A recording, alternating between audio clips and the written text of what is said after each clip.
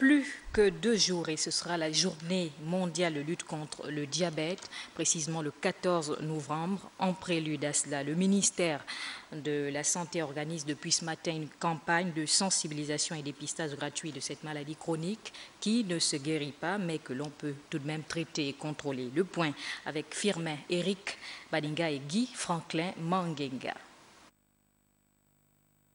Le compte à rebours a commencé. Nous ne sommes plus qu'à quelques jours de la célébration dans le monde de la journée du diabète.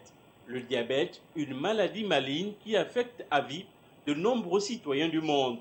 Le diabète, c'est une maladie chronique, dégénérative.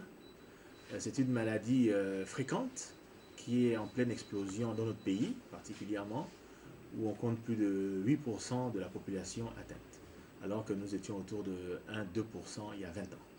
Et donc, on estime que nous allons doubler le nombre de diabétiques d'ici 30 ans.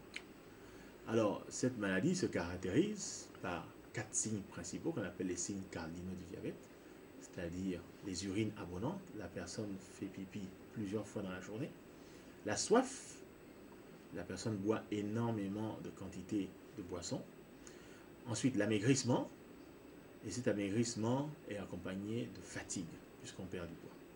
Donc, soif, urine abondante, amaigrissement et fatigue, asthénie. Au Gabon, près de 10% de la population serait porteur de l'épidémie. Alors, les experts décident de passer à l'offensive. Pour ces personnes-là, qui sont un peu obèses ou bien qui ont des parents diabétiques, des diabétiques dans la famille, c'est bien que ces personnes viennent se faire dépister. C'est gratuit. Il y a 5 centres, Zion, La Péri, Okala, Dalala et Ovendo. D'accord. Voilà. Donc c'est demain toute la matinée. Ovendo, Akanda, Libreville, tous les grands pôles de la capitale vont donc accueillir ces campagnes qui ont pour but d'amplifier la communication sur cette maladie et son dépistage. 2 mesures qui paraissent prioritaires compte tenu de l'ampleur, mais surtout des dégâts irréversibles causés par cette maladie souvent négligée. Entre la cécité, l'amputation d'un membre ou la dépendance à vie à un traitement médical onéreux, le seul choix sain à faire est dans tous les cas la prévention.